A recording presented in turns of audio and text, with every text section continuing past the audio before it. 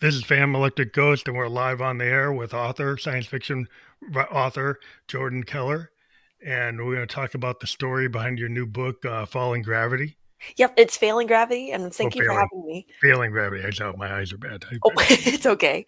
I Yeah, went I back have and forth on the title a lot, so. failing gravity, and yeah, we'd love to talk to people who are creative people. That's kind of our wheelhouse. We always talk to creative minded individuals, and like your this is like your latest release is Failing Gravity, but it's part of like a trilogy. Is that Oh, correct?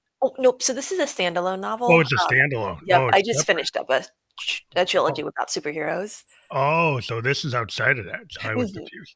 But that's interesting. So you've done a trilogy about superheroes, which are kind of out in the world. Everybody knows like the mhm. DC Marvel universe that's now gone into the film world and the TV world. But we'll get into that. What made you want to be an author in this area of like science fiction and comic book kind of fiction? Yeah, so I've always loved stories. I've always loved writing, and I gravitated towards writing superheroes back in like 2018, 2019, just because that was the kind of media that I was consuming a bunch. I was heavily into DC Comics, rewatching all the old Batman movies, of course, all the Marvel movies out, watching The Boys and Invincible, and reading the comics and stuff.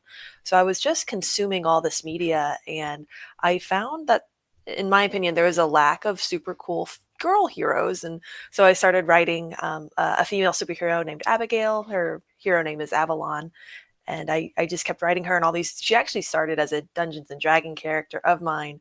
And I put this barbarian into a superhero world. And that's what started the whole Ashes Over Avalon series.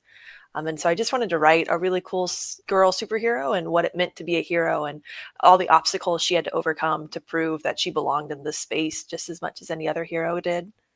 That's interesting because we go back in like DC and I had Wonder Woman. Hmm. And she was actually written by, like, I believe it was a psychologist or psychiatrist that actually wrote that book. Was Oh, actually if you go read the history of Wonder Woman, it was kinda strange that, yeah. like, it wasn't a traditional comic book writer that wrote it. It was somebody that had actually come from, like, the medical space of psychology or psychiatry. Hmm. You go check the history on it, but Hmm. I also was very interested in, like female writers as a kid because I think I talked to before we got on air is like the Wrinkle in Time, the Time Quartet, Hmm. which is like Madeline L'Engle, and and then if you go back to Frankenstein, Yep, Mary good old Shelley, Mary Shelley. yeah, it's like so a lot of people they watch the Frankenstein movies and they forget about Mary Shelley. They think about the male director that did the movie and they forget Mhm. that it was a female writer that created it. I So mean, I'm famous for doing that too. I'll always forget the authors. I'm like, "Oh, I love this book, and who's it by?" Like, give me a second. I'll have to run upstairs to the bookshelf and look. but I think it's important that like for people to, readers to know that science fiction isn't just Harlan Ellison, Isaac Asimov, Ben Bova isn't just Mhm, that wheelhouse. There isn't just like Gene Roddenberry and like Lucas and Spielberg. It's like it's not just in that wheelhouse. You mhm. can there's a lot of writers. At least in independent comic books, you start seeing more female writers. Absolutely, and independent sci-fi movies and sci-fi books also, the ladies are taking over. Well, I think it's interesting because there's your I'm dog. so That's sorry. okay. That's fine. But yeah, it's interesting to me. Like I got drawn to like female singer songwriters in the last 20 years because I thought they were more interesting than a lot of what the men were doing. Was kind of repetitive, Yeah, and I wanted to see like what's coming from like like Liz Fair. Like she came along and these other women writers, and you had Joni Mitchell back in the day, but you have a mhm, lot of like Riot Girls like the kind of punk mhm. aesthetic that Like started to Tank show Girl up. and Yeah, it just made me. I want to hear a different voice, mhm. and so that I'm made you. What made you want to create your character is because you didn't see enough of that in the world. Yeah, I was trouble like just seeing like finding myself in characters like, oh, like yes, there's Wonder Woman and yes, there's Hot Girl and but like where is the super cool flashy ones and the ones that are kind of struggling with what it meant for them to be a hero and because in my book trilogy, the I kind of stole a little from the boys in the sense of having like corporate owned superheroes. Because, in my Yeah, opinion, if superheroes were real and we had them in America, of course, they'd be run by corporations. Their social medias would be monitored. Their like social ranking would be important to like their standings and how much they get paid and everything. And so I just wanted to explore that through a young lady's perspective. Because, I mean, as a young lady myself, going through the corporate world of just normal corporate America, there were so many hoops, extra steps I felt like I yeah, had to take. ceilings, glass ceilings, and all kinds of stuff Yes, like thank that. you. And then it's also with like the idea of like the female superhero. A lot of times that you don't really get like a good story, like you get like Supergirl. If you Yeah, look at the old Supergirls, and Superman actually like one time sent her away. He yeah, just like you failed. I'm sending you to another planet. because it I'm was like, just easier to deal with her by sending her away. Yeah. yeah, it's like, what is that? And then and Wonder Woman was always getting tied up, and I'm like, what's that? What about? And then you saw that a lot. I was watching some analysis where a lot of the male writers were like, they'd have a super female superhero, and she's always getting tied up. Mhm. And I Which was like, makes no why sense. you're always getting like dominated? I'm like, well, that's not cool. That's a lot of layers into that. Yeah, and I'm like, that's like, what's going on here? Like, why can't we have somebody actually tell like the idea like Marvel had was like Peter Parker with Spider-Man was like you have this teenage kid that had all these problems, didn't have money, wasn't like the Justice League, he wasn't like Batman, he Mhm, didn't have money, he's always having trouble, he's always kind of on the outs. What if you actually had that kind of mhm. more like coming from like not somebody who's just a millionaire, but I don't know if how you approach it. Did you want to go more like the Batman millionaire type of Um, thing, or More sorta down to earth, like all the heroes in the Ashes Over Avalon trilogy, they all have, a supernatural ability, they're not all, like, tech savvy, but, like, they all kinda come from different walks of life. Our main girl, Abigail, she's a little Peter Parker-ish in that, like, she's got a one-bedroom condo that she's always hoping to make rent by the end of the month for, and then, like, their company's president. He's completely loaded. He's got no worries. And one of the heroes is a family man. He's got three kids at home. So he's always juggling, like, how far can I put myself out into this career that I love versus the risk of not coming home to that family? yeah, 'Cause yeah, they kind of trouble like having to pay the rent, pay the mortgage, deal Mhm. with my family, make sure they don't get hurt, Yeah. all And those type of things that they superheroes that aren't don't have like a Justice League or Avenger kind of Tony Stark running it. right. You have this like, oh, we're just gonna live in this world where we don't have to deal with like paying the rent. Mhm. Like, That's they're not all that's normal not people. They all yeah, got their shifts and stuff. And yeah. So that seems like it's. Did you have trouble trying to market this type of character because the um, expectation is, oh, it's got to be like a Batman, it's got to be like an Avenger, it's got to be like it, this. it Did you kind hear people say they didn't see a of market for it, or were you able to get into it? It was kind of the opposite. It was easy to get into it by like showing them something different. Like, this isn't your everyday Batman. This isn't your everyday Superman. It's that same flavor of superheroes that you've come to love, but with a new spin on it. So with it being like everyday folks, a lot of business humor because they work in that corporation tower, Mhm. and then with the main character being a girl, and so it kind of helped being different. So the two sides of the same coin sort of thing. Yeah, by kind of grounding it in reality where it could be like Manhattan, it could be LA or whatever, it could be someplace that Yeah. people know. Is that easier as a writer to like say, I'm gonna ground this in some reality rather Uh, than putting it into some yeah. fantastical world where things are not So exactly, you a know. little yes, a little no. I base the hero story takes place in a fictional city called San Arbor, but it's just copy and pasted Cincinnati, where I'm from. I just changed street names and landmarks, and so it's really easy to start with where you're at or somewhere you're familiar with, and then changing things slightly so that way. My biggest fear was I'd get something wrong with like a downtown building, or I'd get a Oh, some street people name. trying to find it in reality, so Yes, you so make your Gotham, right. so it's not New York, it's Gotham. It's not it's kinda like New York, Mhm, but but it's not not. exactly New York, so you can get away with making things that aren't accurate. Yeah, and then, like, I needed something in the book that wasn't part of Cincinnati, so I was like, "Oh, I can just add that in because 'cause we're not really there," and so it was Yeah, a so great you get, like, the slight building structure. reality, but it's not like some world, like, living on Asgard. No, very real So world house. yeah, it's like a Tolkien world with the Hobbit, you know. Yeah. I envy writers who make those kind of worlds because I get so lost in the weeds. I'll either overwrite and it gets boring, or I'll underwrite and forget all sorts of things that the world needed. Because like you're saying that you were into Dungeons and Dragons, so there could have been an opportunity to make it more like a Tolkien world, but Yeah. you decided to like maybe I'll take some fancy aspects from that world, Mhm, but then and not totally try to world build that way. exactly, because again, I just knew I would miss something, or I'd overwrite it and get boring.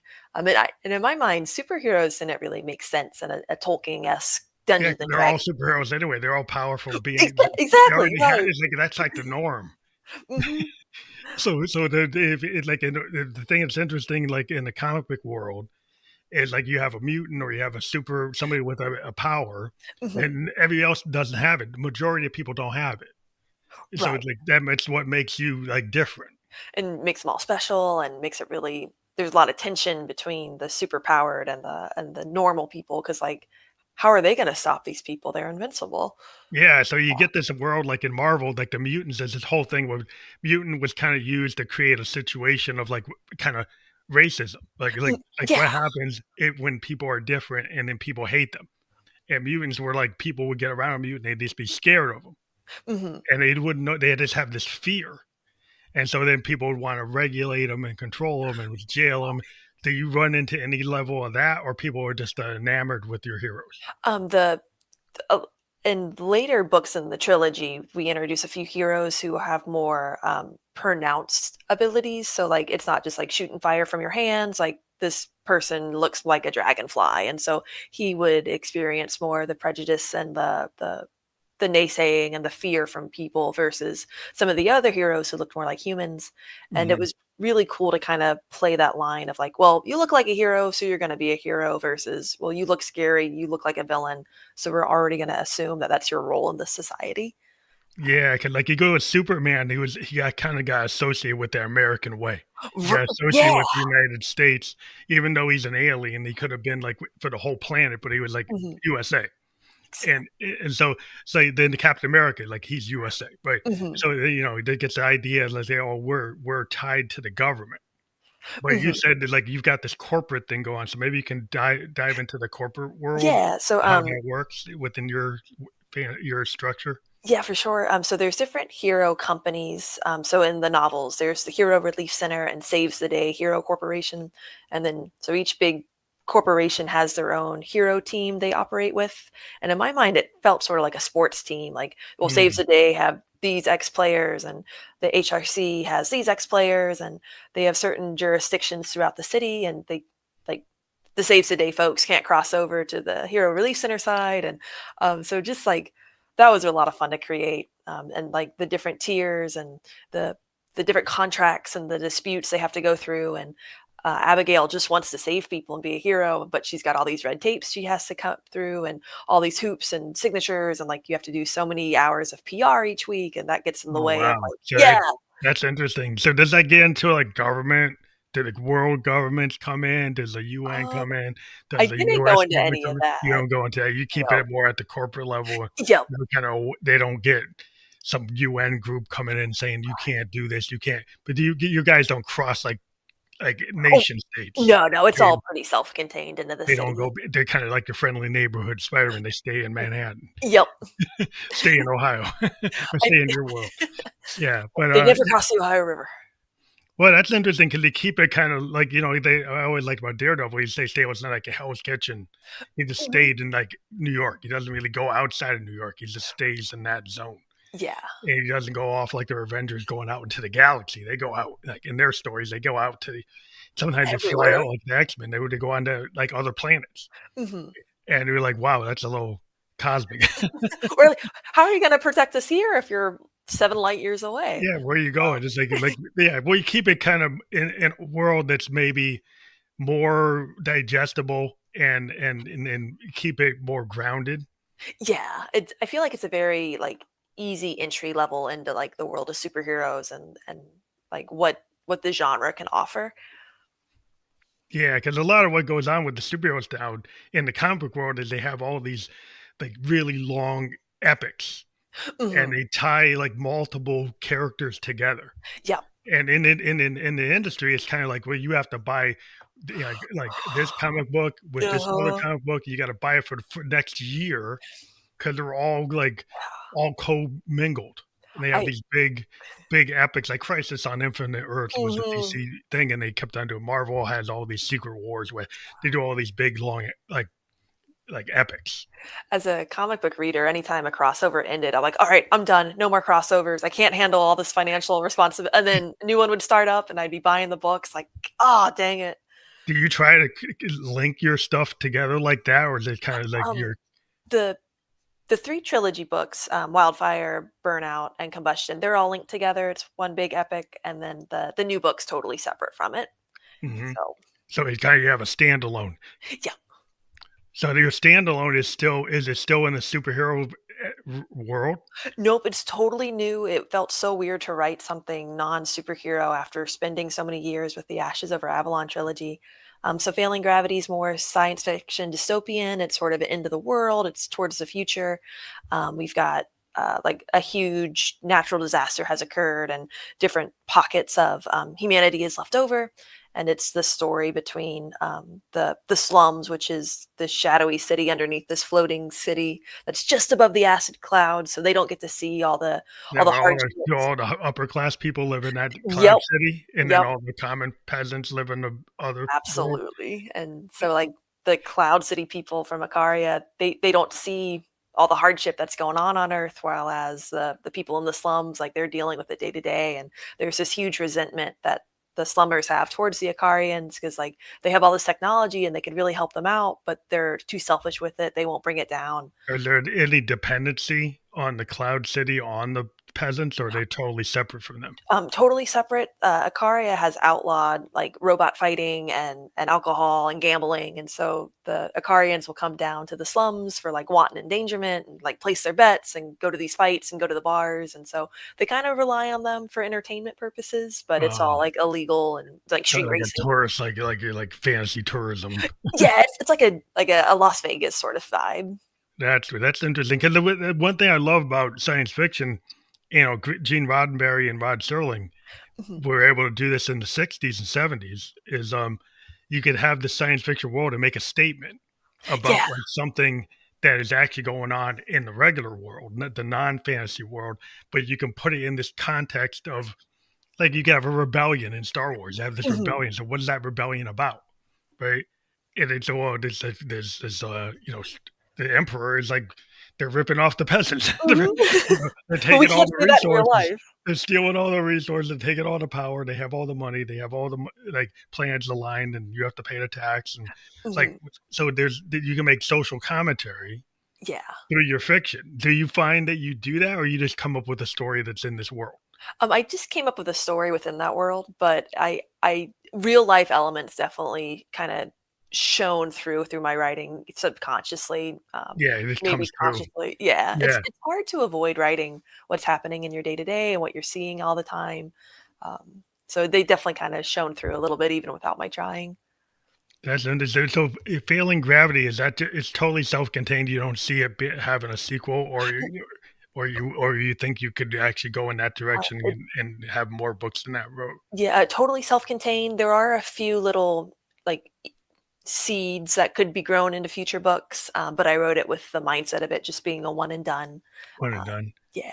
Do you still want to go back to the comic book characters, or are you still maybe looking at other things? I'm looking at other things all the time, and I always say, I'm done with heroes," and then in, like, my notes with all my stories, like, "Oh, You what if still, I had still a hero that has ghost powers?" Or, "What if we have a hero that can only, like, jump in and out of shadows?" Or, like, "Well, what happens if all the hero companies die out?" And, like, so I'm sure I'll get back to it. I've been playing around with some short story ideas, like, 10 years later, where are the heroes now? But I always say I'm done, but I'm always thinking about them. So when you were doing the hero books, did you go to comic cons, or did you go to like different like venues where the comic book like fans are, or I did you try to market it to that group? I've never been able to be at a Comic Con yet, and it's one of my biggest regrets. Every year when the one that comes to us in Cincinnati, I'm either working or I'm out of town with something else. But I have a very awesome local comic book shop called Rock and Rooster. And so I've met a ton of people that way, marketed the books through them, met other comic readers, just joined a community and became a part of that. Have you ever thought that maybe somebody would want to turn it into a graphic novel, Oh, or that would be actually my dream. adapt it and put it into a series form? Yeah, that would be my dream. In my mind, Bruno, he's been doing the most recent Nightwing books. Like Mhm. he would draw it, but that would be my dream come true Yeah. for it to Like get. I said, I'm a big fan of the kind of old school. I'm a child of the 70s. Like, so I like the Marvel age of, like, you had Ditko and Kirby and Hmm. Steranko and Trimpe and Bashima and Romita. That was like the Marvel age. What the cool thing about that age was, it started with the Fantastic Four. Yeah. Was the idea that Kirby and Lee, they created this group of four people that had problems. I mean, they had a building, they were rich. I mean, they Hmm. actually, but they still had like struggles, like personal problems. They were always kind of fight. The thing would be fighting like Yeah. with every member of the group. Because he's like he at the raw end of the deal. He got turned into a monster. Everybody else, I mean, he was called the Thing. like And the other ones are super awesome. everybody's got super awesome powers. Well, I actually had to change my whole life. I turned into this rock monster, and so that was a really interesting dynamic um, that I grew up with. Then, like DC, I fell into DC later Hmm. because I like the Teen Titans. Yeah. The Teen Titans is what really brought me when George Perez went and took kind of what he had been doing on the Avengers in Marvel world. Hmm. He'd been doing the Avengers, and then he went over and started doing the Titans. And the Titans were became kind of like the DC's X-Men. Hmm. And everybody was like, wow, they can actually do a book like that, because DC hadn't really been doing that back, as a child Oh, in the 70s. So this is like yeah. late, like mid 80s. And I'm like, wow. And then I got drawn into a lot of their books at that time. They had Vertigo, and they Hmm. started to do like some other things that they hadn't been doing. And so then I actually was like, well, I like any book that's good. So Marvel fans in the 70s, we're like all only Marvel. Hmm. We only like Marvel. We don't like anything else. And then later we got convinced to go into like the indie world. They convinced Yeah. you. Yeah. They go pick up Cerebus or pick up ElfQuest, or, I look at these other books. I couldn't imagine a world where like Teen Titans didn't exist. Like I feel like that was my first push into the superhero world, like watching the show on Cartoon Network and then picking up Yeah. the books on like free comic book days. And they like that team, that original five members, like they shaped such a huge part of my childhood, my growing up. It'd be so weird to think of a time without them. Yeah. It's interesting. If you actually go into DC history, like the early version of them, before the kind of modern day reboot, Hmm. is not anything like the people who like them today would like. Oh, they probably wouldn't get it, Hmm. because like some of the Silver Age stuff, or even the Golden Age DC books, probably don't resonate the way the modern DC books do. So there's kind of like this dichotomy when you go Hmm. into the old comics history. It's like, whoa. I feel like it gets darker the further you go back. Yeah, if you go back to the early days, like when the EC comics were around, the horror books, and when there was no code. Yeah, there was a period when there was no code. Oh, oh There my was a goodness. comic books code that got created because of the horror books in the 50s, but up until then there was no code. And so comic books, they had adults, like the soldiers used to buy them back in World Mhm. War II. They would buy the horror books, they buy the Golden Age books, and it was kind of like they if you go back to those older books, it's like there is no code. Mhm. So they're kind of like modern comic books, Oh, wow. They have a lot deeper stuff going on. There's violence, there's drug use, there's all Mhm. kinds of stuff in them that you would have never thought. It's the 1940s or 50s, but there's stuff in these books Mhm. that you're like, wow. They're getting away with this? They got away with it until that Dr. Wertheim figured out that there was stuff in the books. Wow.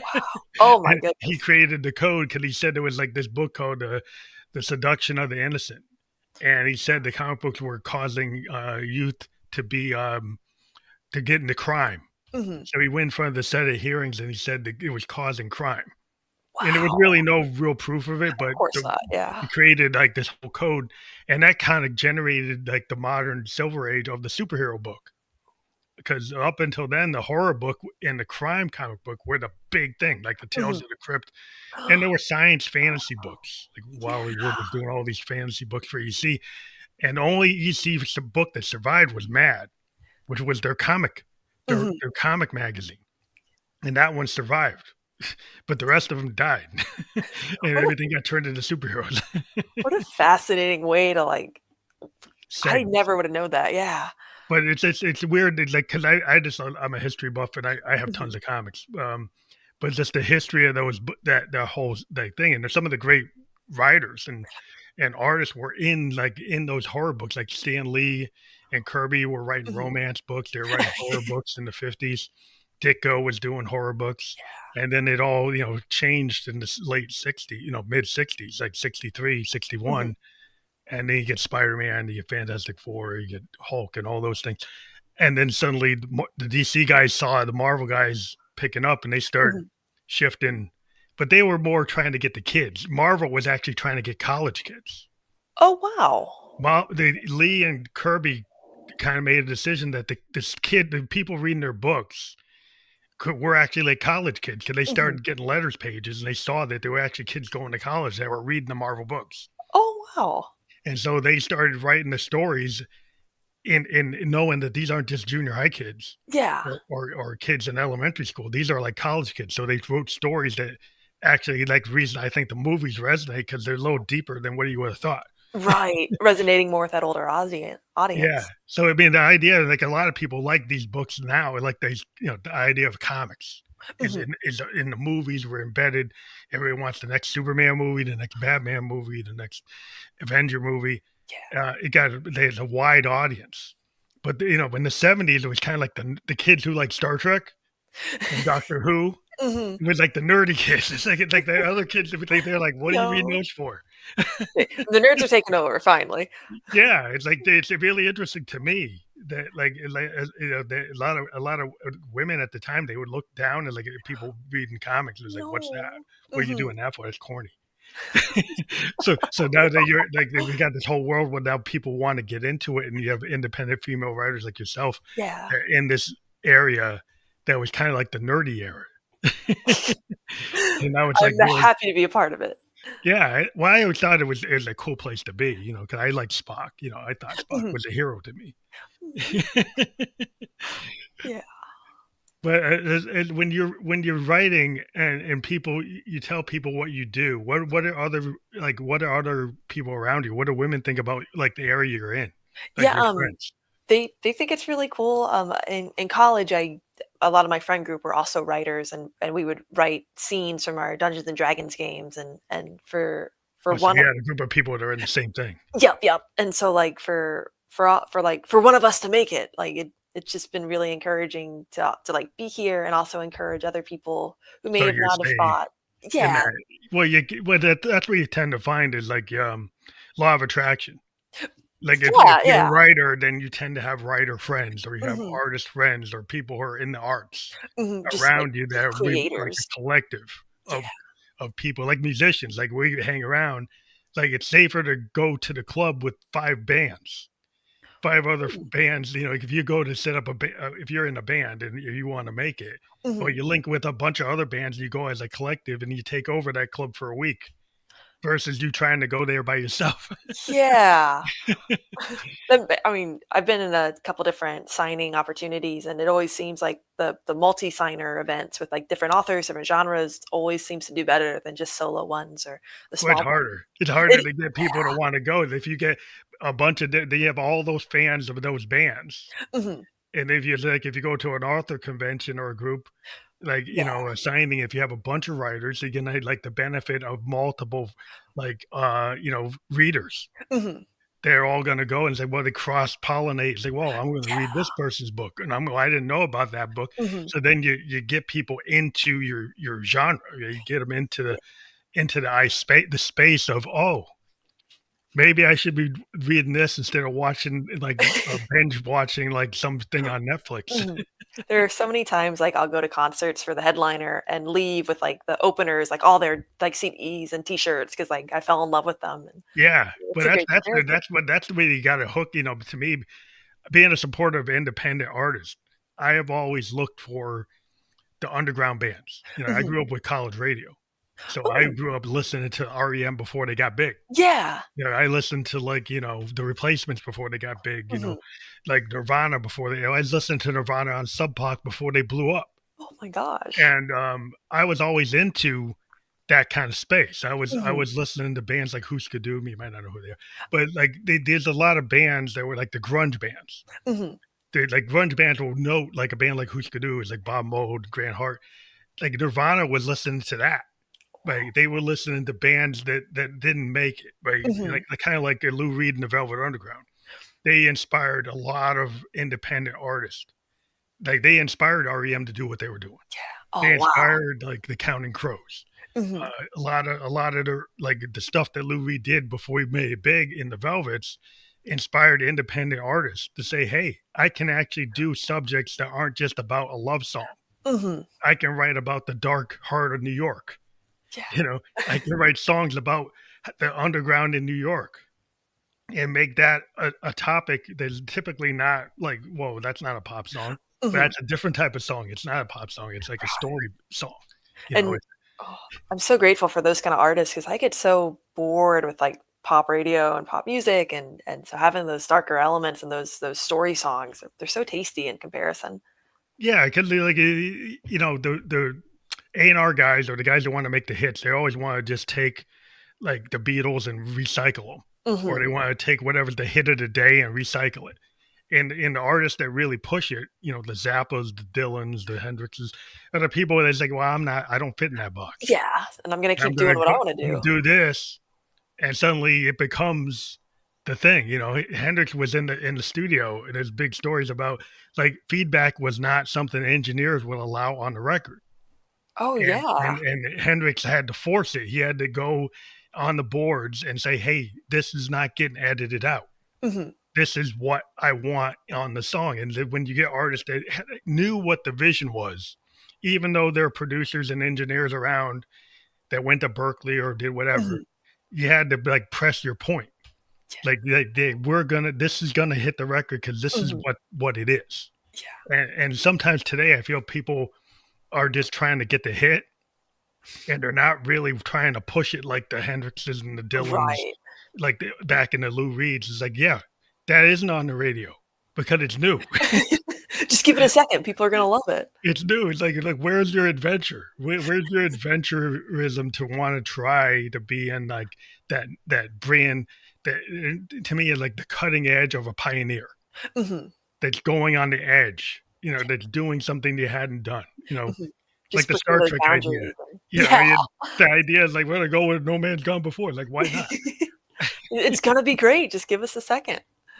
Yeah, so I Oh, mean, when you open up this fantasy world, there's like so many things you can go with, right? Like mhm. even your science fiction world, your comic book world that you've gone into, you can go and create these visions or concepts that Yeah. aren't like the everyday thing. But then you Mhm. can have everyday things in the background or the subtext, right? Right, and, like, it's really easy to fall onto those genre tropes and what people expect in, like, superheroes and science fiction dystopians, and then kinda having that to rest on and then just expanding from it, like, 'cause you don't wanna stay at that stasis where everyone's comfortable. You wanna push out a little bit and show them something new.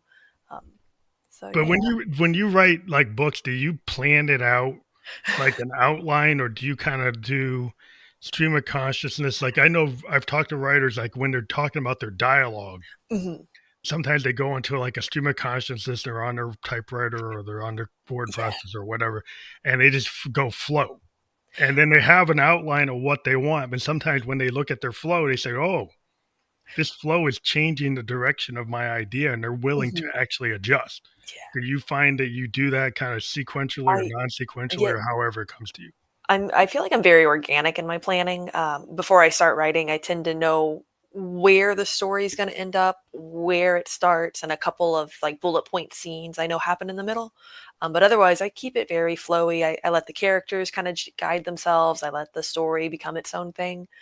I tried seriously outlining one novel once with like chapter one, XYZ happens, chapter two, XYZ happens. And I didn't write the book after because I knew how it ended. I knew all the surprises and twists. And so I just didn't have any excitement to figure it out. So I feel that doing it, the kind of going in blind, I have my little bullet point list that it keeps everything really fun and exciting, and I'll Yeah, discover things as I'm going along. It makes editing draft two really difficult because I have to remember, like, oh, wait, they don't learn that until like page 89. We have to bring it back a little bit. And, but it's very, very freeing to write that way, I feel. yeah. I found as like the modal jazz fusion method of writing is like, like Miles Davis. They went in and they did some of his great records. It was like Mhm. they had a sketch, but they didn't have the demo. Oh, They would go in and they do these songs just because like they're expert musicians and yeah. they would do it based on feel. And a lot of times when I've been a musician, it's like you can go in and somebody can have be like a real A type personality. And they got the whole thing sketched out, and it's like Mhm. very boring. Yeah, it's just And no, there's no I'm not room. very excited about doing a session like that because it's like, okay, you want it to be exactly the way you wrote it. You don't want any surprises. Okay, No, have that's luck with that. Because to me, it's like what works is like you have people come in and they give you what they got. Like that mhm. bass player, he could do what you wrote, or he can give you something that he felt. Yeah. And I think if you let him give you what he felt, it's gonna come out better than if you actually try to dictate to him what it should be. Doing And it that type A method almost feels like homework. Like, oh, I got to sit down and write my chapter. Or like, oh, I got to sit down and write it's this not song. fun. It's Like not who? fun at Why do all. you want to be a musician? Because you want to do it because you love it. Yeah. If somebody takes all the fun out of it, There's if they yeah. make it like a job, then I don't want to do it. Mm-mm. It's like it shouldn't feel like a job because like it's something I love. If you make it feel like a job, you're wrecking the mood. Yeah, like there are always steps in the writing process that are more difficult than others, but the day I sit down and don't look forward to doing it, I know I've lost something in my soul. Yeah, it becomes like workmanlike. Yeah. And then like where's the fun in that? Mhm. There's no Because there's a passion, no famous drive. story about the Eagles, like when they went and did Hotel California, they did the tour. Oh. Like they Don Henley and I forget the other guy. But I forget his name. But the two leaders of the band Mhm. kind of dictated to the rest of the guys in the band who are all excellent musicians. Like Joe Walsh is like unbelievable Mhm. musician, right?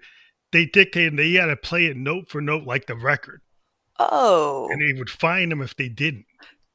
And Oh the my guys that god. ended the tour, they're like, they're taking the life out of the band Yeah. because like Joe Walsh is an excellent lead guitarist. Mhm. Why would you tell him to play that solo the same way every night when he could play it differently every night and people wouldn't care? They would Like, like it. yeah. Why would you force that?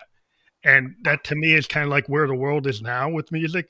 People hear these bands the same way they hear them on the record. It's like, what fun? Mhm. There How is that fun? I like when you see a band live, you want them to sound good, but like if they're gonna sound just like the album, what was the point of going? Like you want Yeah. that spontaneity and that energy and Yeah. I mean, the oh, reason you want to go see is like, I would go see, I don't know, the Allman Brothers mhm. at Great Woods and they would just go off and they play like Blue Sky for like 15 minutes. The song doesn't go 15 minutes, but they No. turn it into 15 minutes. They would see Funkadelic and they would tear the roof off and they play for like 25 minutes. Gee, oh, And that'd be it's like so it's cool. nothing like the album, but that's why I went Mhm. because I knew they were going to do that Yeah. because that's what they do. It's like the Grateful Dead. People would go to San Francisco and see the Dead play for like 3 hours, Oh my and gosh. they would just go off, Mhm. and the people just followed them because every time they went somewhere, it was like a It was a happening. brand new show, You know, it yeah, was like this is something. It was like that was just the whole point. It was like a Woodstock thing. He's like, yeah. Mhm. it's always going to be this big thing. It's like it's never the same. No. It's a why. Like, why do you want things to be predictable? Yeah, and I can only imagine, like, I'm not a musician, but if I had to play the same song the same way every night for, like, 4 weeks in a row, I would get so bored. Yeah, I mean, the guys who love I mean, classical musicians, they can get in that zone playing Beethoven or Bach, but it's still the director, the conductor, Oh, yeah. actually does tell them to change the dynamic shifts. Mhm. So it makes it interesting because he'll read Beethoven or Bach differently And Ooh, so those they'll light do some bells. dynamics that are a little bit different based on who the conductor is. And so that makes it interesting for them. So they're Mhm, like, fine, I'm playing Beethoven or Bach or Chopin, but I'm having a director that's interpreting it in a different way. So then it's cool. mhm. But if you had somebody that's always interpreted in the same way, Yeah, then you're like, why would I this is want that? lame.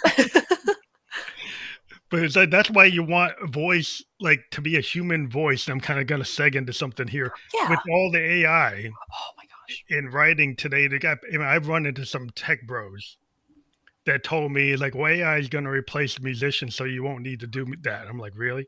And it's Mm-mm. going to replace the authors and it's going to replace the actors. And I was like, well, it's nice that you want to do that because I can see that you want to make the money from the tokens and you want the profit center to go from the artist to your tech company. Mhm. But I don't think that has anything to do with humanity and art. It has something with you trying to change the profit center.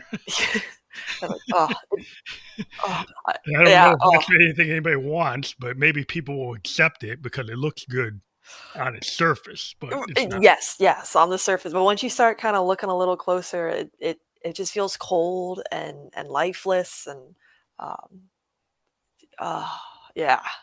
Because I feel like tech, I'm like people, well, you're anti-tech. Like I understand that we used to have a typewriter. When I was in college, I had a typewriter. Mhm, Yeah, we didn't have computers.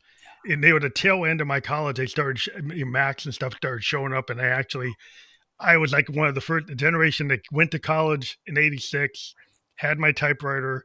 By '88, I was using the word processor and the first mhm, Macs, and I didn't need my. But the first 2 years, '86 and '87, I was still using a typewriter. mhm. So I saw the shift. So, but it's like that to me, it's a tool. It's like Yeah, so it's the not a AI you can replacement. use as a tool, but it doesn't isn't it shouldn't be writing the paper. No, no. And like we did I'm part of a writers group and we were looking at different like AI written submissions and stuff and like you could just tell by a couple of lines in like human didn't write this because like it just felt wrong. Yeah, somehow it doesn't have like when I see AI in music, and what I'll notice is very antiseptic. It's too perfect. Yeah. There's no timing errors. Like a real musician, when they put a bass line down or Mhm, a drum beat down or any part they're putting down, there will be what they call like micro timing errors, which is because you're human. So mhm, you're not exactly on the beat. You're a little bit off. And most of the time in music, that being a little bit off actually makes the character of the song. It's kind of like a ooh, painter that uh-huh. when they mix the colors, it gives the different mixing of the colors and what they put on when they put on the canvas. Mhm, It's kind of in the moment. That's what it is, and that's what makes it. Like we talk about sound paintings mhm, because it's like what a painter does. It's like we put something down and it kind of point in time and we could try to recreate it and we could get close to it, but most of the time we don't exactly hit it. And that's the nature of being human, and that's why the art works is because of the happy accidents. yeah, yeah. That's what makes the art the work. And if the thing about the AI is it won't have it. It'll be like perfect 4/4, perfect 3/8, perfect Mhm. perfect 7/8. It'll be perfect time. It's like that's not real No. because Well, that's nobody does that. it's neat to see, like, my complaints with AI in writing are similar to complaints for AI in music, like that too perfect, that too crisp, that it's too cold. Yeah, It's it doesn't neat, have the yeah. heart. I Like mean, exactly. part of the reason sometimes like in music, people like use the mic. It wasn't the best mic, but it was the Mhm. vocal delivery was so good that they didn't go use the better mic, or they Oh, didn't use the better a different guitar. They could have used a better guitar, more expensive guitar, whatever. But that guitar for that moment worked. yeah. And you try to replace it, and it just sounds like crap. And you're like, well, okay, well, we should just leave it the way it is. And what people find in old recordings is like the earlier takes are usually what they go with. Mhm. And today, Interesting. people go do like 100 takes, and they go take the 101st take, and Oh. they really should have took take number 3 Mhm, because take number 3 is really what the song is, and it might have mistakes in it. It might not be perfect, mhm. but But it that's the actually heart of it. sounds like what you should actually put out. Yeah. Oh, wow. And that's the problem. Like, if too many people are in a perfection trap because the computers today allow us to correct Yeah. out the heart of Mhm. the work, so we actually corrupt the work, we wreck the work. Oh, that's really interesting you say that because like I'll handwrite in the beginning, like for outlining and like character sketches, and those always feel so much more complete and passionate than if I would do that same exercise, right, like typing it out. And I don't know Mhm. if it's just that the machine element. Sorry, my cat's about to jump. If it's that machine element or just the personalization of writing on page. Yeah, I think when you write on page, it's very intimate. Like, to me, it's like if I Intimate, yeah, yeah, it's like I can write on a computer, on a digital audio workstation, on the bars, and I can mhm, get it perfect, but I'd rather write it on my piano. yeah, I'd rather record it directly from my piano to the tape. And I'll tell you, most of the time, if I go from the piano to the tape, it sounds better than anything I do on the computer hmm, because it just has that. People know that you actually played it. I mean, people they can tell. hmm, They can tell it's like that is something you hand played versus something that you put into the machine. hmm, And it's the same thing I think when you're on the page. When you do it, my daughter is like a graphic artist, and when she actually still does like pastels or oils or any other like hand drawing with pencil, yeah. people can tell versus when she did something on the iPad.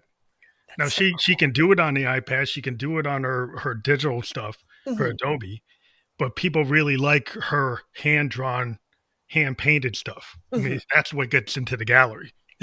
Ooh, that's You like, know, it shouldn't be a surprise, but it's nice to know, like, these same elements transcend all these forms of art. Um, yeah, I think it's just important for people to realize that human beings still kind of we guide the pen. yeah, we're in control. We're the ones that really should do, and we shouldn't. Whatever the tech bros say, you understand they're coming from a certain place. Right, y They right. they, they have a certain reason why they want to do it, and just because they made money and they've got all this popularity doesn't mean they're right. Mhm. And so people have to go with their gut. I think people need to go with their gut because I was looking at a Disney movie that was like it seemed like it was all like yeah I don't know it was all computer generated versus like the original Snow White, which was done by graphic artist animators. Yeah, That to me is a Disney film. mhm. I look at the new one and it's just not cutting for me No, because I like Fantasia. I like the original, old school art, and maybe that's mhm. me because I'm old. No, But there's I'm right something there with about you that on that. original art. It's like that's Disney to me. Yeah, and, like, those hand-painted backgrounds they Yeah, use and they're the structure. beautiful. I mean, Yeah, it's real artwork. It's like looking at the Warner Brother cartoons in the mhm. 40s and the 50s. Looking at the Felix the Cat cartoons, Yeah, and Steamboat Willie. Like there's something about that art. Popeye, Popeye mhm, cartoons. It's like that art is unbelievable. Like the level of work that went into it. mhm, It's maybe like that's human hands. yeah. Maybe that's why human-made art feels so much more warmer because you know all the time, the dedication, the sweat that the artist put into it, and maybe Well, that's it why it takes feels a so much lot longer. I mean, today it's like, oh, I can do it on a computer. It's like, but sometimes there's something that's worth the effort. yeah. If it's worth doing, it's worth overdoing. Yeah, it's worth the time it takes for you and you take your subconscious mind and put it on the page with ink and get really intimate with your idea Mhm. and know that this is my vision. This isn't coming from a chat GPT prompt. Right, right. It's not coming from a Gemini prompt. This is something that's inside my head, is my vision. Mhm. This artist is like, okay, well, fine. I need a prompt to get me going. Fine. To get you going, but don't do Right. the whole thing. That's that tool element we were talking about, using it Yeah. as a tool versus a replacement. Yeah. The problem is I have people like would tell me I would do the whole thing. Oh, Like really do no. the whole thing. I don't want to see your fancy novel that mimics Tolkien that Mhm. was written from that. Yeah. Because I could just go read Tolkien again. Right, right. I'll just go read that again. It's like, why would they read that? It's like if you're gonna clone it, I'll go read the original. Because it's gonna be better. Yeah, there's something about that original writing there. Yeah, it's long. Yeah, yeah, yeah. Like the problem today, do you find with the length, like you used to be able to do like 200,000 word, and now people have to do 60,000, seventy Yeah. thousand word. Do you have to reduce the word count per Um, book? I thankfully I don't. I'm an underwriter, so when I finish my drafts, I'm having to find ways to expand them either by better explaining like descriptions, adding in different like plot points that I may have been lacking earlier. So I'm fortunate through underwriting. I usually end about 20,000 words below what I need, and so then I'm Okay. able to have some Yeah. cushion growing in, grow what needs to be grown and stuff. So. Do you find that because of people's attention span, it's harder for people to get like pulled in to a book, or you get an audience that gets pulled in, and you've been able to kind of resonate through like a law of attraction? You Yeah. found your readers. Law of Attraction found my readers, but because I knew the types of books that I wanted my readers to also be reading, short chapters, really actiony first chapters. So I made sure to incorporate those. All of my stories will start right in the moment, and then shorter chapters. That way, they're more bite sized, and you can Hmm. like read one. Like, oh, well, I still have more time. Let me read another one, or like read a couple, set it down, come back to it. Because I know if I'm reading a book and one chapter is like 30, 40 pages, it'll take me days to get motivated to finish it. And so I didn't want any of my readers to experience that. Yeah, it's interesting because like growing up in the '70s, like I didn't have the internet, didn't have a little pocket computer called a cell phone, four TV channels, a couple of radio stations. So like I could get into a book, and I go to the library. Mhm. Going to the library was something you did to get like material because Yeah. there wasn't so many sources. Now we have so many sources for people like the video games. Yeah, like Mhm. in the record industry, video games have really pulled from music. The amount of money that people used to spend on records, Mhm. people are more willing to buy a $70, $80 video game That makes than to sense. buy like what used to be a $15 CD. Mhm. Now you got people who want to buy vinyl and will find like their indie band that they love. Mhm. They'll go buy it on vinyl. They'll go watch them and follow them. So you're starting to get people getting back into like indie music and finding like stuff that's off the beaten path, and they're willing to actually listen to a record. But the typical person, their money is being spent on these electronic um things like Mhm. video games, movies, streaming, TikTok videos. It's like they get drawn to that. They'll sit doom scrolling on TikTok instead of reading a book. Right. I, I am. I have been known to doom scroll. I will admit it. But But do you think like the authors, or do you find that you guys are thinking of ways to get people back into reading? I think so, especially like it like you said, it's that attention span because it is so much easier just to pull your phone out of your pocket and waste 20, 30 minutes on there versus like, oh, let me go up, find my book, sit down, open it. And I'm really bad. Like if I'm reading and my phone dings, like I'll go to check the message and still stay on it without putting it down. Mhm. So Yeah, well, yeah. they're kind of designed as distraction machines. That's what they should be called. Absolutely. 'Cause they Oh, like as a musician, what I find is like when I'm practicing with my buddies, like everybody, like turn off your watch, yep. turn off your phone, because I don't want to be in the middle of a take and then you mess up because you got pinged on your watch or you Hmm. get pinged on your phone. It's like if we're in the session, Turn it off. disconnect, Yeah. disconnect, because like it will mess you up. It will mess it up. Mhm. You can't like if you're gonna be in that kind of, you got to get in the zone. Right. When I'm It's in like we're my we're trying to do like 4 minute, 5 minute things, and if you get distracted, you get out of oh, that zone. yeah. You gotta be in there. You got It's like an actor. It's like you don't want the actor getting a cell phone call in the middle of a Breaking take. character and It's the same idea, you yeah. know. You know. Before I go to start writing heavily, I will turn off my phones. I'll make sure the animals have been fed and walked, so they're not distractions. I'll put on my favorite album and like until that album ends, I've got to be in this chair Yeah, you writing. give yourself like an atmosphere. Yep. That's interesting. I've talked to a lot of writers that do like to have music in the background, Mhm. and then I've talked to some that's like they can't have it. Like, I so have to some have of it. them can have it and it works for them fine, and other people, like, they gotta be, like, a totally like, nothing going on Mhm. in that environment, Oh, no, and I'm like, "Wow, that's weird." I've gotta have music or else my brain will start wandering. Failing Gravity was actually inspired by the Bad Omens album, The Death of Peace of Mind. And so Yeah. I would always have that album playing when I was writing. I just love it so much.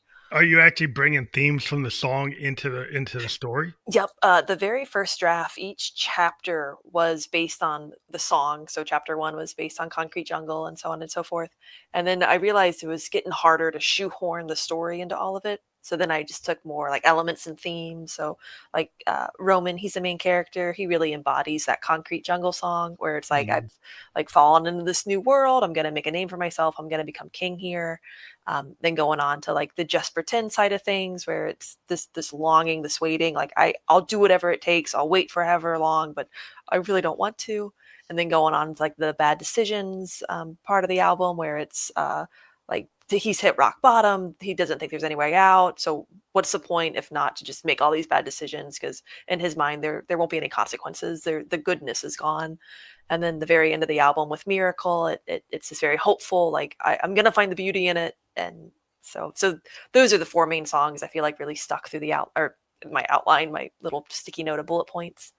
That's interesting because like music is the soundtrack to a lot of people's lives, and a lot of people have used musical ideas to inspire their work. I've Mhm, actually had authors on that have told me like what was going on in the background that was really driving them mhm. to or being the kind of impetus to do what they were doing. Yeah. And it's cool when you have a clear line to Mhm. something, like, so you have this clear line to that, which is cool. Yeah. Oh, and it's really neat. Like when I go back to listen to that album, like I'll get flashes from the book and like, oh, this would be playing in the movie right now. So have you thought about doing an audiobook? Do you do that? Do you have Um, you it's something on my to-do list. I know a lot of people when they come to look at the book, they ask about an audiobook, and at some point I'd love to be able to point them in the direction where they can get it. But at the moment, there's no audiobooks yet. But I'd love to get one for the superhero trilogy, and definitely want to get one for Failing Gravity. do you think you'd have like voice actors do it, or you try to do it? I personally would not do it. I'd wanna hire an audiobook narrator. I know someone who narrates, and the amount of like effort and detail and all the work that goes into recording, I know I would butcher it. I even though like I know the story, I know all the words, I would not want that responsibility and fear of messing it up. Yeah, I think it's like when you have like a nonfiction book, I think it's harder because you got a lot of characters. Mhm. I've heard is like a lot of people think if you write nonfiction, it is kind of recommended that if you're the author to try to do that voice to do the audio version because it's like your Mm. voice. Yeah. But if it's like a fantasy book or it's a fictional book, and if you got characters, it's harder for like that author to Yeah. narrate the whole thing. That makes sense. But that makes sense. Well, Yeah. Yeah. I always thought, well, I like to hear people's voices because I'm a singer mhm. songwriter. So the idea, like in the old days of music, you had like the writer wasn't the songwriter. You had a lot of times where the writer wasn't, we get like a Yeah. Bob Dylan, he kind of changed the role that you Oh. actually have the guy who wrote it is the guy that sings it. Yeah. It's not kind of like if you had Nat King Cole and Frank Sinatra in the days of like the golden age of the voice. Mhm. Most of the people singing those songs, they didn't write those songs. Yeah. And so, but when you do have like the age of like Neil Young and a Bob Dylan and a Jimi Hendrix, yeah, with like sometimes with their voices weren't like the traditional like voice that range was like, oh, like what's their range? Like Hendrix Mhm. was known that he was kind of skeptical of his voice because he Mm. wasn't a traditional singer, but he happened to be the songwriter. Yeah. And in the 70s and 60s, people started to say, well, why not have the person who wrote the song sing the song? Mhm. Ooh. Because it was kind of a radical idea. It's like, and then we're going to get like this thing where there's a synergy between the guy that sings it or the person that sings it and the Mhm. actual song. Yeah, because it goes back to that heart. Like they're gonna Yeah, have it ends up something. being a very heartfelt thing. It's very unique because Hendrix to this day, nobody really sounds like him. Mm-mm. Dylan, nobody really sounds like Dylan. Neil Young, there's like Neil Young. He's like that's their brand Yeah, because that's who they are. like you And hear so one that word on the radio, you know yeah, exactly it's who like it is. that's the thing is like those voices, like iconic voices, and that's what I always try to tell like young artists is like your voice is your secret sauce. Mhm. Even if you Uh, don't think it's the best, if you um, work on the belief that yeah, you have the right to you give yourself the permission. to get Mhm. that voice, whether you're a writer or an actor or a filmer or whatever. If you have you give yourself permission that that voice should be heard, Mhm. that's your ticket. Oh, in college, I worked at our college radio station as one of the news anchors, and the very first time I heard my voice on air, I'm like, "I can't do this ever again. I sound awful."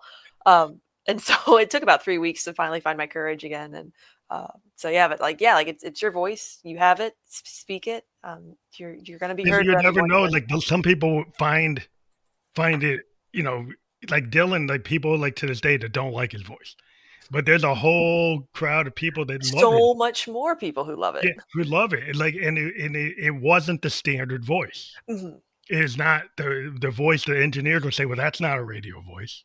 That's not a song voice." And he was, Columbia Records. They were like, "Why is he here?" The engineers, they Oh! were like, they didn't understand, like, until Mhm. they actually looked at the lyrics, and then they started actually listening to what he was writing, Yeah. and they said, "This guy's a really good writer, but can we find another singer?" They were still always kind of, well, let's give his songs to these other bands. And in the 60s, that's where you saw a lot of his songs were given to other bands. Oh.